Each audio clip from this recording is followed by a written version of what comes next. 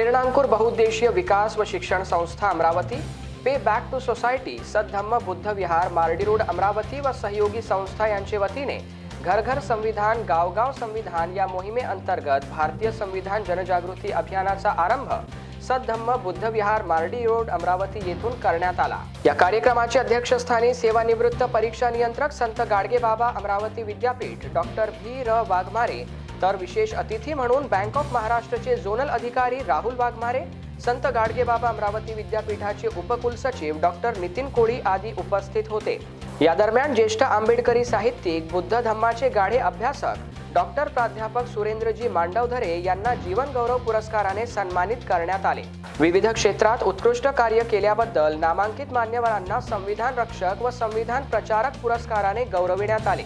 आपल्या निवेदन कौशल्याने संपूर्ण महाराष्ट्राला सुपरिचित असलेल्या तसेच महिला सक्षमीकरणाच्या चळवळीत अग्रणीय राहून महिलांचे प्रबोधन घडवून आणणाऱ्या क्षिप्रा मानकर, प्रदेश प्रसिद्धी प्रमुख जिजाऊ ब्रिगेड महाराष्ट्र यांना सुद्धा पुरस्कार बहाल करून मोठ्या सन्मानाने गौरविण्यात आले।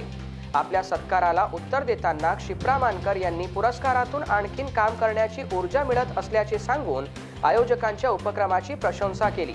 डॉक्टर बाबासाहेब आंबेडकरांना अभिप्रेत असलेला समाज घडवायचा असेल तर जातीची व विषमतेची बंधने तोडून समता प्रस्थापित करण्याचे आवाहन क्षिप्रा मानकर यांनी केले। यावेळी मान्यवरांनी आपल्या संबोधनात संविधानावर मार्गदर्शन करीत संविधानाचा अभ्यास व ते अंगीकृत करणे आवश्यक असल्याचे सांगितले। या सोहळ्याला उपस्थित मान्यवरांचे अभिनंदन अभियान संयोजन समितीचे वतीने डॉक्टर नितीन कोळी, अरुण कुमार आठवले, हर्षल बनसोड, ॲडव्होकेट पी के राऊत, प्राध्यापक हरिभाऊ गजबे, कैलाश रोडगे, मिलिंद लोणपांडे, पी एन दंदे, प्राध्यापक रेश्मा मोहोड, प्राध्यापक दीप्ती नेहर यांनी केले आहे। या क्षणी मला फक्त काही दोनच गोष्टी बोलूशी वाटतात की ज्या ज्या अशा सभा आहेत त्याचे गौरव पुरस्कार होत राहावेत आणि याच्यासाठी आठवले सरांचा आणि त्यांच्या बरोबर असलेल्या सर्वांचा भरपूर प्रयत्न असतो। ते आमच्याकडे येत असतात, सर कार्यक्रमाला या आमचा उत्साह वाढवा, प्रोत्साहन द्या।